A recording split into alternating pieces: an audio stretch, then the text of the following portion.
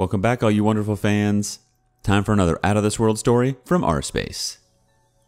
My 29 male wife, 27 female, has been working from home the past few months and has started having her high school ex over a lot. I told her this is unacceptable. Am I in the wrong for this? I know that the title may sound confusing without the background that I'm about to give. So ever since COVID started, my wife has been working from home. My job never let us do that, so I still have been driving to work every day. She has a friend that she occasionally hangs out with. He's been invited to hang out with both of us before, too. He's nice, fun to hang around, and pretty cool. I've had no problem with this. My wife made me aware, pretty early on, that she dated him in high school. She said that they dated their freshman and sophomore year. They never had sex, but did mess around. They started reconnecting as friends during their senior year. At that time, he had a girlfriend and she was starting to see another guy as well.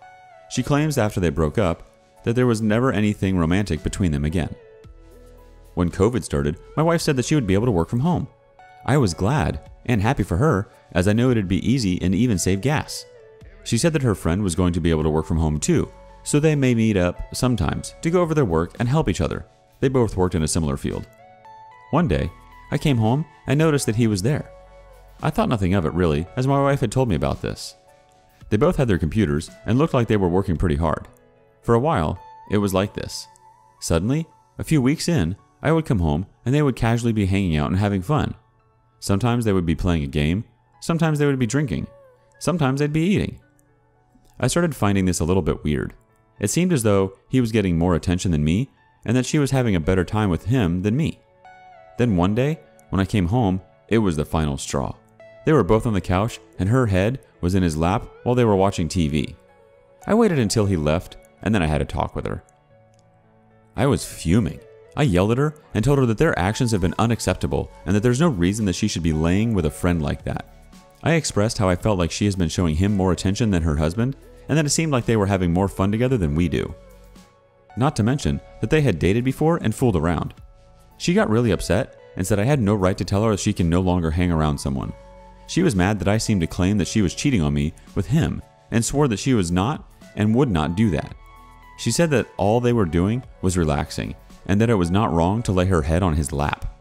The last 2 days, he has not been at the house when I got home. She says that she has not seen him since our talk.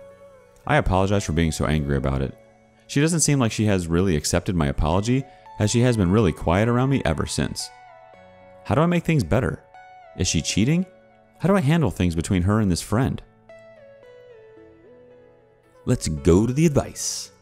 Formerly tipsy, get us started. I agree with you. When you said they had computers out and were working hard, I felt it seemed innocent enough. However, a woman putting her head in some guy's lap? No. Boundaries are being crossed. It is not appropriate and she knows it. Would she be okay if the situation was reversed? OP's response? Thank you. I don't like how everyone is automatically saying that it's wrong that the guy is over there in the first place. Sure, it's weird that they dated, but that was very many years ago. I had no problem when they were working, but what they did was taking it too far. His Kitty 110617 says, "You are not at all in the wrong here.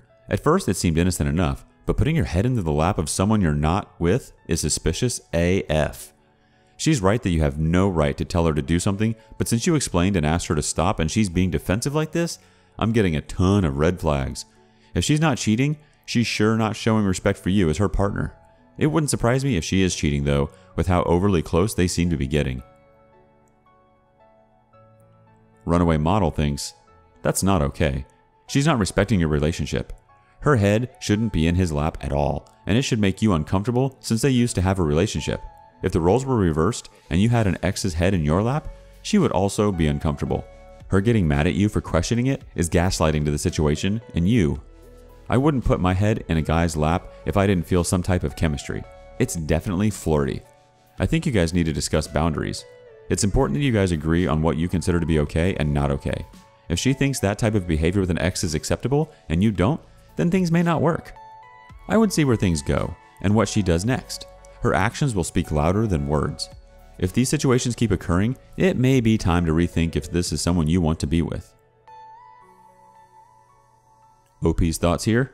I realize that I may have yelled at her too much and too quickly. I should have discussed the boundaries first. She may think it's completely okay to lay her head in his lap.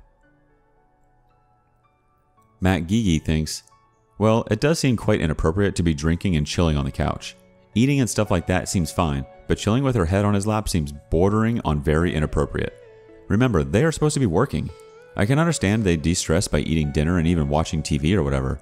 That said, is this happening pretty much every day, or just happen once or twice? Either way, you need to have a serious talk with her. Sit her down and talk about boundaries rather than making demands of her not seeing the friend. It is bad to deny her a friend in the way that it sounds like you did, but your feelings are valid here. I don't know how trust can be regained here, but if I were her, I would have tried to find a way to reassure you rather than be combative. This is a situation where I think you have cause for concern, but it may still be fairly innocent. So it's tricky, and without a good proper heart-to-heart talk with her, this will grow resentment.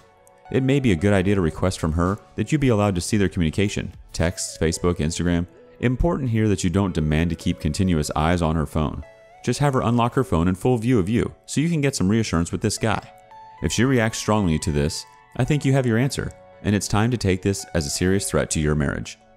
You need to proceed delicately, but you deserve and need this to be resolved, otherwise suspicion will grow, and with that comes resentment. Hang on to your hats, boys and girls. Here's an update. He had been coming over and working from home with her ever since COVID started. At first I thought nothing of it, as they were just simply helping each other with their work. Then they started to hang out and stuff more. When I caught her lying down with her head in his lap, I had enough. I told her he could no longer come over. She was mad and took offense to this, but agreed. Most people here agreed with me that it was sketchy for her to do this. I was made aware that he could still be coming over during the day and leaving before I get there. I ended up buying a camera that I could set up and hide while I'm at work. I put one in the living room and one in the bedroom. The first day they were set up, I saw nothing unusual. The second day was when it happened. The ex came over. At first they were just working, but then he started to get pretty touchy with her. It progressed until they ended up going to our bedroom and sleeping together. I was shocked. I wasn't sure what to do.